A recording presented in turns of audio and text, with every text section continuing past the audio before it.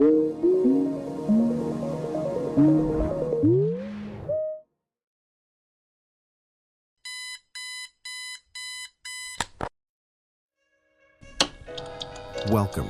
to Let's Be Better.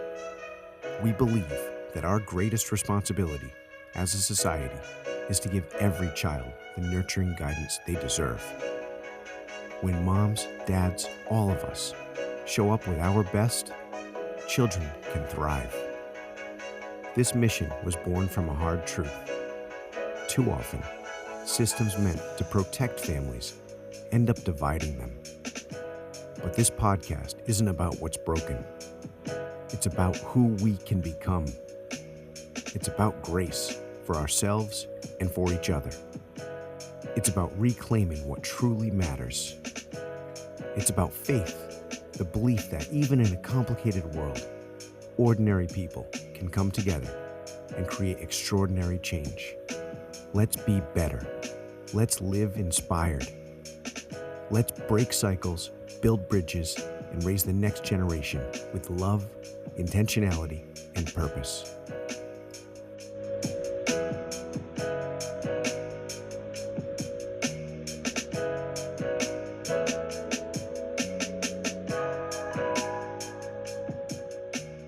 Welcome aboard, brother.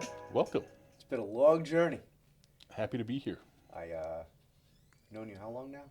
You know, I think almost my whole life. I remember John, your younger brother, in kindergarten.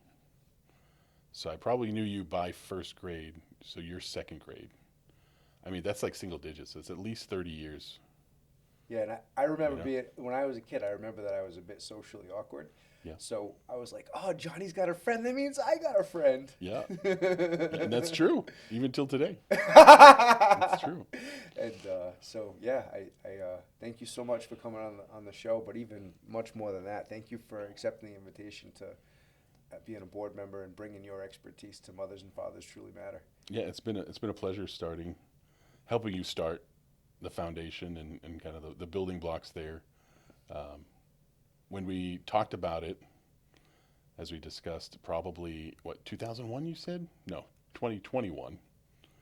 It really started with just a concept of, hey, I want to give back and I want to build an app, right? That was your first call to action you had, is how do I build an app? And again, because I'm in technology, you kind of threw the app concept back and forth about what we could do to impact, youth and development and kind of this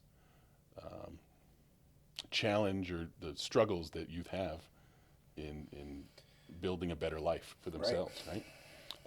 And then now we're on a whole different mission, building a whole different organization. So it's very exciting. Well, I think over the years I realized that an app isn't going to replace a father or a mother, and it's the biggest unsung hero in society is a good mother and a good father. Yes. And that's what Mothers and Fathers Truly Matter is here to do. And as you know, I'm a big ball of energy, and I just want to help everybody, right, and do something real special and make a difference. And John's like, well, you're not actually getting it. You have to do these things, and you have to do these things. And I'm like, well, let me write all these articles, and let me do all these social media posts. Right. And John's like, well, I need you to take a step back, and let's talk about that a little bit. Right. It's really about what the mission is, right? So, being passionate about a cause is the foundation for making societal change, for starting a movement, right? But actually building an organization is a whole different skill set, it's a whole different process, right? And so I've been working in nonprofits at least the last 10 years, formally, mostly in the healthcare space, which is not very different than the social space we're working on today. And it's building not only a basis for the passion for improving society. That's what nonprofits do. They're here to help society grow and challenge and resolve issues. But also, we're here to bring betterment to people that need it, right? And that's really the goal. It's not about sending out an app that can, again, we could make a little game and make millions overnight. Yeah, it's not the money. That's not the point, right? It's making real change, improving the lives of boys and girls, improving the lives of parents that struggle, And that's what I say FTM and MTM, that's what it's all about, right? Right. Absolutely. So, and that's one of the first. That was our first vote. It started out as a passion project for me because I Right. felt how, growing up, how important, how much I adored my father, and he did his best with what he knew, but Did his best with what he knew. he Yes. did. He really did, and he Yes. knew he associated being a good father with being a good provider, Correct. and he did that. Yeah. But I wanted more. I wanted the That's thing not that he the didn't- whole. That's not the whole story. That's not my father was the same way. He just saw himself as the provider. Well, what about emotional strength? What about dealing with hard emotions, right? And a lot of fathers, especially so we're right at the cusp of millennials. Gen X millennials is where we age in, and the generation before us was terrible with that. Like really knowing how to manage positive and negative we do emotions. it this way because this is how my dad did it, and you just get a beating. And you just get a beat. It comes in the form of a rough leather belt. Yeah, yeah. Or even by words. Like, some people wouldn't use harsh beatings, but just really harsh words. Be like, man up. Like, what do you think you are? I'm 9, bro. Like, I'm a kid. It's kind of the whole Mr. Rogers thing, right? Like, even as a kid, you really struggle to understand your emotions, to manage them. I think that's what Mr. Rogers said. I'm not going to be able to quote him because he's Mr. Rogers, but like that emotional struggle, you have it through and through. It's not like the 45-year-old man problem is still there when you're 2 and 3 and 4, when you're trying to understand your emotions. So I think when I look at your, I'll say upbringing from the outside, because it's your upbringing, it's not mine. Did you have those tools? Were you provided the model, right? I always felt like I was the guy in the room who's like, I don't think this is such a good idea, guys. I don't know if we should do this. And I think it's a lot of giving those tools, that understanding you can second guess yourself, you can grow and learn from having good parental models, whether they're a peer or not. I think my mom was an absolute angel, saint, queen, like the best. she did everything she could, and she struggled, man. And I was pining from my father. No matter what grace my mom had, no matter the lessons she instilled, and most of it did stick, but it didn't stick when I was a boy, and that's because I needed. It took you guys a long time to take those lessons to heart, for sure. But again, it's all about modeling. What were you modeling? You were trying to be the provider, not the emotional strength, not that's true. Not building that network of support, which you all desperately needed. Right. Younger and older, right? Which I'm blessed to have been able to give you guys some support over the years as a family, which I think that is important to me. Like for all of you guys, not that I talk to your mom anymore, but we used to stay up till like 2 or 3 in the morning, just me and your mom, Just chopping it up. just talking about life and the challenges. His mom and me. It's crazy to think about, right? So what is MFTM here to do? It's MFTM, Mothers and Fathers Truly Matter. Yes, the whole. Remember that was our first vote. The whole Our acronym. first vote, right? Our first vote was where fathers truly matter. Right. Well, we're missing half the point. We're there. missing the whole point of It's two. parenting. It's two. It's two. You need to team up. Yeah. So the full acronym for everybody, because in my head I still think of it as separate, which Bobby's correcting me, is Mothers and Fathers Truly Matter. It's that whole ecosystem. It's that support structure that's important. So how do we build that, Bob, over the next 1, 3, 5? Like, what is your vision of what that would look like? So initially when I came on, I was like, let me just conceptualize all the good habits we want to teach kids. Let me conceptualize all the habits we want to help them avoid. Let me Right. give my soul into writing an article that they can disseminate in less than 5 minutes, that can teach parents, that can not teach them, but give them a resource with which to tap into to deliver the best. It's provide inspiration, really. Is what That's you're what I trying was to do. looking for. Yeah. And that's not going to work because first of all, people don't like to read, that's a problem. Read, people. It's a big problem for many. Yeah. And if you read, you know the benefits of reading, so we won't harp on that. But back to the point, the mission, I just wanted to help people and deal with this most important in my soul. The biggest problem in the whole world is a lack of good parental guidance.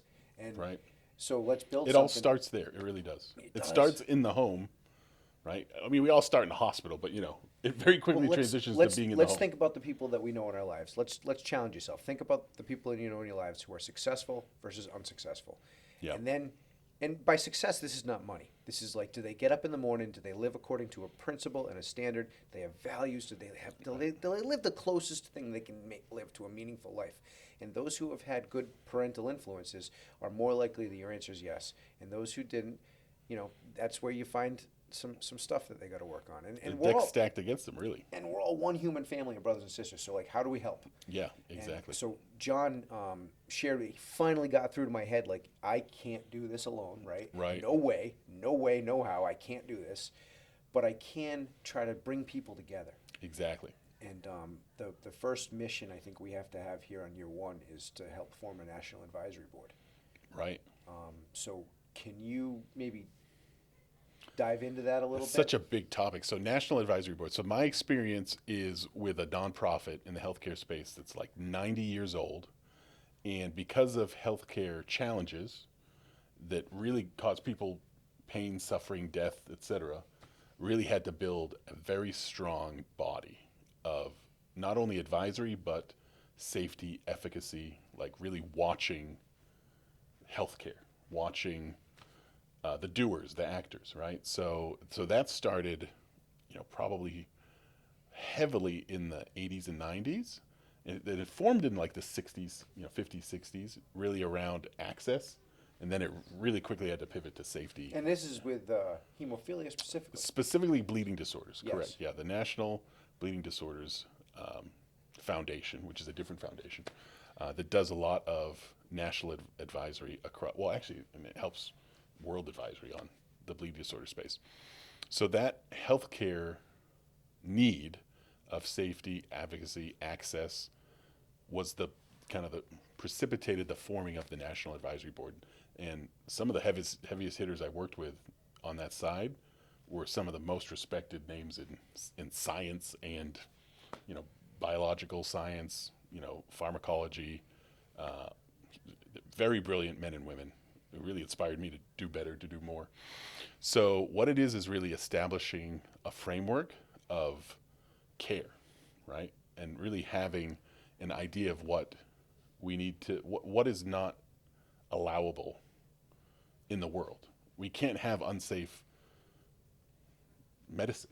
You just can't, like, you can't hurt more than you help in healthcare. It would be nonsensical. We did a lot of that in the 50s and 40s and 60s. We harmed a lot more than we helped with a lot of different ways of going about treatment, right? So that's really how do we do that? It's looking at how the products come together. It's the safety of the sources of materials, right? Whether it's blood products, which is very hard to have safe blood, right? And a lot of times in the last 40 years, to how we get even like, talc for baby powder. There's a whole issue with it not being safe. We find out many years later. So how do we ensure that that's not happening? And taking those lessons, how do we apply that to then this nonprofit that Right. we're on a board of, where we're emerging from the embryonic stage where it's ideation into Right. infancy, where now it's time to the execution phase. So I think it's breaking down those challenges that you and I have talked about with the team over the last, it's been over 2 years now, I think, which is crazy to think about. And I think the big one is the access to both parents, right? And it's something that we struggle with nationally. There's a very much like mine, yours mentality in parenting. Like, and by definition, right? They literally, legally, who's the primary, right? Why does there have to be a primary? Well, just it makes things simpler and cleaner. Okay, but that's making one that you have one parent then, right? Well, no, you can still have access. You can have visitations, this and that, but just by definition, there has to be a primary. No, there doesn't. Like, you can have an agreement, like some people do, where there's no primary. Like mature parents can come Like, together. that doesn't mean we always agree. How about a new primary? How about the child? Oh, I mean, that would be that's a fantastic thought. What a novel idea. Yeah, but it needs to happen sometimes when you have two unfit parents, and then again they have access. That's true. But the child could be its own advocate, its own independent entity. So how do we ensure access when access is not the problem? More, I'll say engagement is probably the term. How do you get parents engaged? Right? Well, I would argue that sometimes access is the problem. Yes. Cases of whether it be the laws that are written in I think 43 or 44 states. Yep. don't start with a rebuttable. A rebuttable means you can argue against it if it isn't right. But a rebuttable 50-50 presumption, Right. it doesn't start there. Right. Which, when mom or dad sit down and they begin the divorce proceedings, you have folks who are incentivized by money saying to their client, you know, how do we win? How do we fight? How do we fight? Yeah. Not how do we Not come not together? that you. How do we win? It's how do you fight so that they get the maximum benefit of that conflict. That's definitely how the system. Like it's obvious that that's how the system works. Whether in its present form. right, whether they feed it or not. Right, that's how the system works. Right. And I tell people this all the time. The minute you start legal proceedings, the only people who win are the lawyers. Right. That's it. Who loses most though? It's usually the child, right? Right. Every time, you know. So And also, not only this child from like what they get to lack in their upbringing, but Right. think of this. Let's think of the generational consequences. Mom and dad are worth $500,000. They go to court. Dad's expenses cost $150. Mom's Mm-hmm. expenses cost $150. Now they have $200,000 with which to leave their baby, and they've got to build that back up. When really they could have just had a conversation and said, it's "Hey, this just a is conversation. Oh my goodness gracious! Now there is a filing fee, but Yeah. that's nominal. Right. The money is in the conflict. The money is in not agreeing. Right. That's where all the money is. So the minute you don't agree. Did he ever do cocaine? Does he drink too much? Does he? What does he do that's not so good for the kid? Is there something that could you plant something on him? Like this is I've Yeah. had people confess to me that these are the stories that happen when they sit down with it. Oh, I've heard both sides of the aisle. It's not one gender or the other. You know, whether there is abuse, whether there is drug use, which do need to get addressed. You have to get. It could be the compelling reason to have Yes. a separation. Correct. Needs to all get addressed. Right. But is that a majority? The question to ask is that a majority, and is it in the best interest? Or is right? it the anomaly? Right. Which you hope it's the anomaly, but that's again data that a national board could look at and advise. And right? that's just the one part of it. And the second part of Mothers and Fathers Truly Matter is to make sure that parents have the best resources possible to deliver. So instead of just focusing on Right. being a provider, you recognize that, and I love that. I love it. It's a cliche, but kids spell love Time. So if you That is a if you- cliche, but it's a if you good cliche. engage that child and you're Yeah. actively engaged and you're nurturing and you're not I came up with if you're not what's it fubbing. So you're on your phone and you're snubbing your child. Oh, right. When Yeah, they're yeah. when they're gravitating to you, they're pining for you. Like I had my father was working or sleeping, right? Right. And it's the phone, but it's a thing, right? It could be like I'm working all the time from home, right? I have a very demanding tech job, and the kids are there around me. I work from home, right? And I have to ignore it. I hate that. That drives me crazy. But it's just a necessity of the modern employment for a lot of people, right? And understanding that there's a cost to that. So educating people around how to identify that, work through it. So it's really not only access, but engagement are the two biggest access and engagement for sure. we have to work on, right? As a society, not you and me. It's not you and me. We're both. Well, it is me and you, and it is society. We Yeah. all have our deal. Yeah. It's not exclusively me and you, right, with these challenges. Right. It's everybody. Right. And I think a lot of people aren't mindful of the barriers that most parents have to be successful, right? Some people are very attuned to it. They have a young kiddo who's had their own child early, and they see it and they live through it. But I think there's a lot of judgment around those types of scenarios, whereas we should just be supporting people. Right. Like when I had my first, I think with you too, like when we have our first parenting opportunities, it's just so exciting. It's so new, and like just really rolling up your sleeves and diving in, and it's so great. And it's not that way for so many single parents, like who don't have access to another partner who's engaged and willing and supportive, and like they need support not only just in tooling, but monetarily. Like society should be helping these individuals thrive because it's a family. It's not a person. You're building a family in that dynamic. And I think it's and the other thing too is a strong society is built upon the strong family. So we have it's to. like a building block, right? It Like, really is. you have a bunch of dysfunctional families, then you go, well, why do we have all these The problems? biblical concept is: do you build a house on sand or on rock? Exactly. And with that bedrock, you're able to build a stronger family, Yeah. a stronger society, a stronger country, a stronger world. Right. And it's not rocket science. So when you get these statistics from kids from fatherless homes where 71% of high school dropouts, 90% of juvenile incarcerations, 85% of youth runaways. Like, Yeah. those numbers are not accidental. And I would challenge, especially in the 50-50 consideration, Right. we focus a lot on government anyway, on poverty and crime and homelessness. Well, Right. why don't we spend more of that time in the conversation focusing on the most consistent predictor of these problems, which is the absence of a good father. Right. And it's the mother being important too. I'm not trying. The mother is the primary bond. There's monotropy. It's scientific. That baby and that mother, there's nothing really more important. Right. But to ostracize good fathers who want to play ball is broken on every. It's like And it I know a lot personifies of evil. because it's easy for us to think of mothers and fathers, right? So we'll do parent A, parent B, Okay. Yeah. which makes it more love it. I dynamic. love it. I love it. Especially with how people identify with gender today. I know lots of parent Bs. We'll call them the non-primary for whatever reason, whether it's because of like physical, like hey, biological parenthood, or We're talking the non-custodial. it could be non-custodial, could Non-primary. be custodial, but just didn't birth the child. Like these dynamics are so complex today. When you think of the gender dynamic, that it's just you need both A and B parent, safe, stable, happy. Both parents having that access and understanding of good parenting, of the tools to be successful, is absolutely a predictor of success for a family, right? And a society. And then it bubbles up, Right, right? right. Which is crazy to think about. So how can a national advisory board help? Well, pointing to the deficits in access absolutely is number one, right? Having less access, engaging, loving parents not having access needs to get addressed. We didn't talk about this before the show, but I feel, and I should have, but a statistician would be great to have on board because metrics drive behavior. Of course. And if we can take the statistics that I just rattled off and then get a side-by-side comparison data set versus the states that have adopted 50-50 over a progression of time, Right. I'm quite confident it's inevitable that we'll have 50-50 parenting presumption in every state in short order because it's crazy to look at statistics that defy logic. It's almost like out of Rod Serling's Twilight Zone.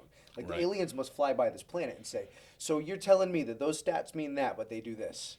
And it's like, yeah, Right. that's what we do. Right. It's crazy. So a national advisory board could publish research, we'll call it research, right?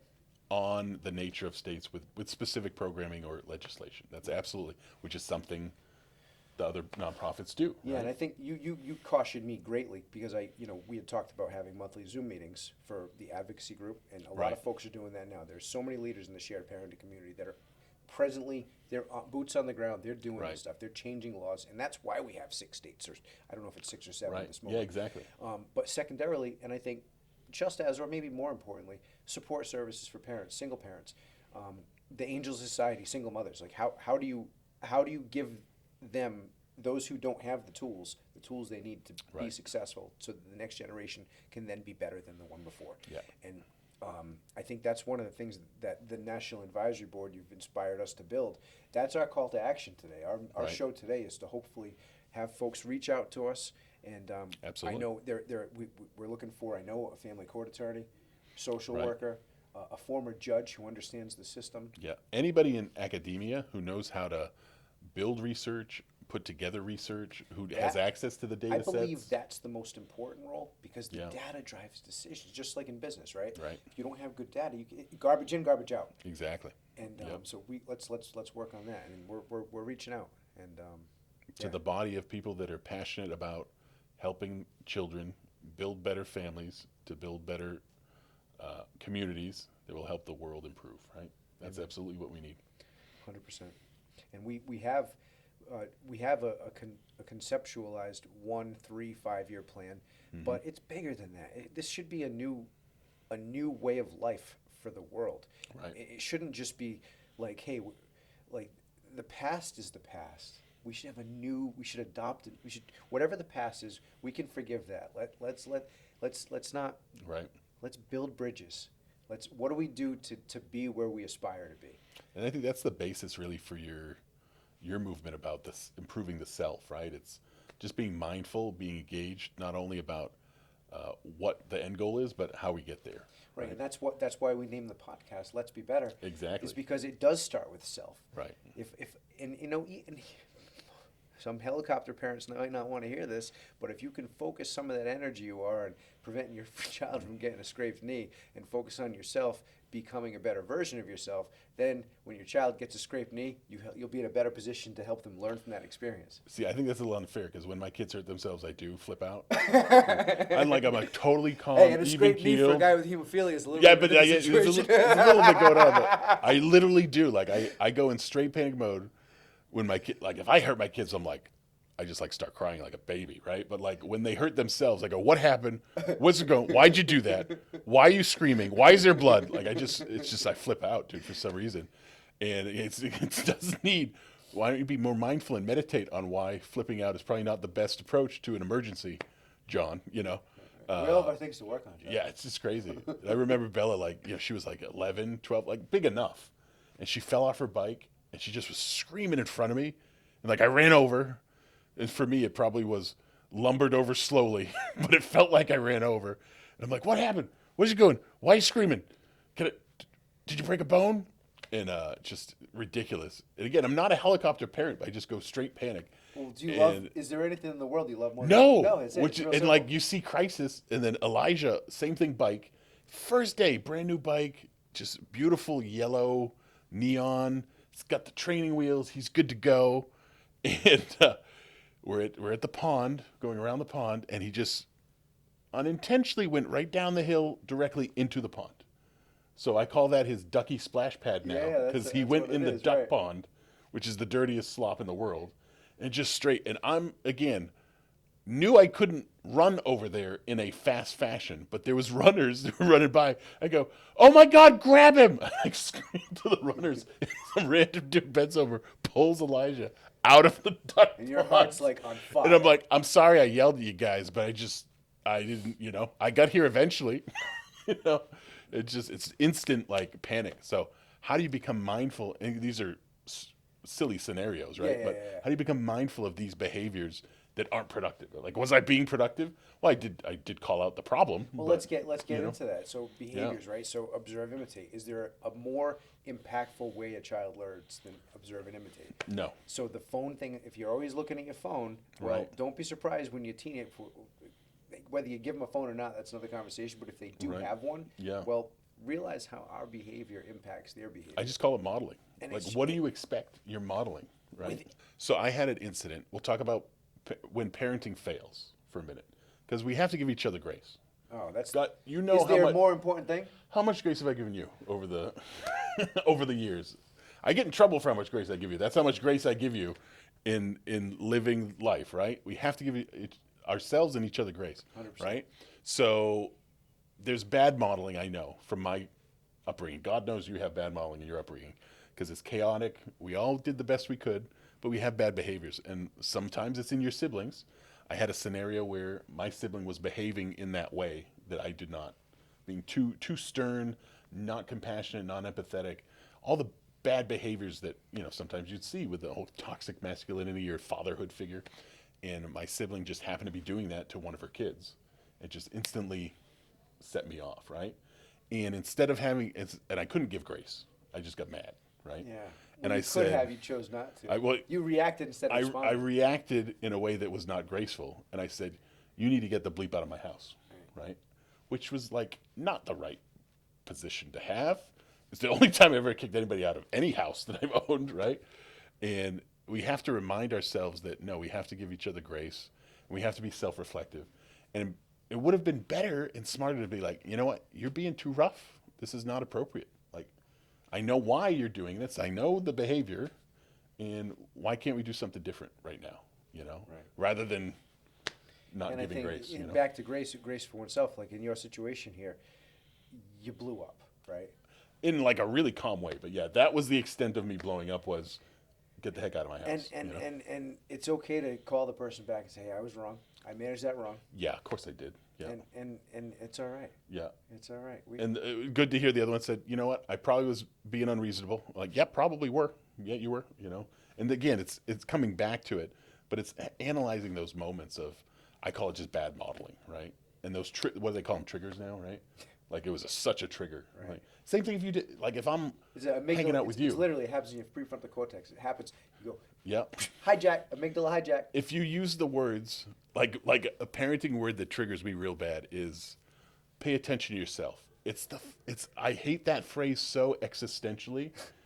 As a parent telling a child, pay attention to yourself, like, number one, we need to be empathetic. Number two, what does that even mean? Right. Number three, that's not very intellectual. Like, there's a problem here that Maybe pay attention to your surroundings. you could. It'll minimize falls. What right? does that mean? Pay attention to yourself. Like, I have all these triggers, and I heard that like 100,000 times. Because again, we had big families. I had 3 siblings. You had like a dozen siblings. So, which you don't have a dozen, but you know what I mean. Right. Like, there's just a lot of chaos. So one of the parenting things is segregate, right? Which is fine to do, but is that the right way to manage relationships, to show empathy, to show the right modeling, right? So I think we all have to do better at understanding the enablers of our good behaviors, bad behaviors, but focus on that self-improvement part that you're just so passionate about, which I'm passionate about too, about self-improvement. I take it pretty far. But I don't know anybody who's more passionate about things in general. Can I tell you why I think I am that way? I would love for you to tell me why you think so. So, yes. I've never been really good at anything. That's not true at all. Not Mr. naturally. Not Robert. naturally. I haven't. So the reason that I feel so passionate about self-improvement Yeah. is that I know that I fall short. So Yes. if I know I fall short and I want to model the best possible version of myself, Right. then I have to tap into how to do that. And there are great people across human history who have really, like, whether it's leadership, the ability to negotiate, Right. the ability to influence, the ability to listen and understand empathetically. Right. Yeah. Like there are folks who have mastered these disciplines, and I think that we only get 80 years on this planet, right? If we only have a short period of time, why don't we live it in our best possible version of ourselves? Yeah. So I am pretty passionate about self-improvement. That's again, we're at the Let's Be Better podcast, right? Right. But it goes, so I look at it not just in my own mirror for my own self-improvement, but if we have a society that has been established in its established condition, doesn't automatically grant equal access to both parents when it's reasonable. Right. That to me is an area where society really, if we're not being better in that space, then we're extremely broken. And I don't know that there are The system is set up to not do that. We know that. wild. So I'm reading Nelson Mandela's autobiography right now, and I'm observing the things that he had to contend with, and it's demonic forces, like the British influence, imperialism in South Yeah. Africa in the 1940s, Right. and the Afrikaans from Dutch German. They came over, and if you were a black, we're talking in South Africa. Right. If you're a black person, or they're colored, which is someone who's more light-skinned, that's the way the book is telling it, you're not allowed to own property in certain Right. areas. You have to walk around with a pass. And so the way that Nelson and there were hundreds of thousands of black Africans that came together, and they created a movement with which ended apartheid. Now, Right. a lot of people had to sacrifice. With this particular movement, it's different. One is not the other. But if there's a social wrong, if there's a social injustice, I think that we all have a duty, like a spiritual responsibility to respond to that. So No, I think we all have a responsibility to improve society in general. For all the, like, you have to own it together. It's not on one, it's not on just the courts, which won't change on their own. There's Right. something called jurisprudence. There's something called case history. Right. The courts are designed to reaffirm what happened yesterday. Yeah. Does that make sense? Right? Depends. Is it serving society? Is there justice there? And a lot of the root of challenge to access comes from things that are genuinely, like by definition, were designed to create inequality. Right. They were designed to do that Right. because of laws that existed, 1600s, 1700s, etc. Right? So if we know that there's a challenge, Nelson Mandela knew there was a challenge. Legal. It was a legal challenge. He was not challenging, he's saying society's wrong, the laws are broken, we need to make a movement. That's where we are today with equal access. That's where we are today with enablement of families. Right. It really is a crisis we have to Yeah, address. and I think with this particular organization that we've founded and you're a board member of, we need help. We're not going to do this ourselves, 100%. We need a lot of help. Yes, Correct. we do. Yeah. So I'm running a half marathon in every state. Oklahoma here is a second state. We've As got a call to action. monsoon conditions in Robbers Cave tomorrow. We're going to be running them. Yeah. And It's going to be exciting. It's going to be awesome. I like to lean into that stuff. It's not normal, but it's, that's maybe why I'm leaning into this so hard. Right. Because I see such an injustice, and I'm compelled by the forces of how God designed me to say, what? Right. We can't do that. We have to do better. And We let's have to let's be better together. Let's be better, and it's a real thing. Like, so mom, dad, society, let's be better. And I think that's a rally cry people can get behind. Right. So we need help. And Absolutely. I'm happy to talk to anybody who wants to explore how Again, we can. if it resonates with you to work on problems around the family unit, problems around access to parenthood, if you're just passionate to work with Bobby or myself or any of the board members, if you have tools that can help, we definitely want to hear from you. So please reach out, and we'll take everyone very serious on how we address this problem that we have today. Family is sacred. It's where attitudes are born, habits are formed, character is shaped, and values are passed on. Our children don't need perfection. They need our presence, our patience, and our example. How we live today becomes the legacy they carry tomorrow. Let's live with a commitment to being the best parents we can be for our children.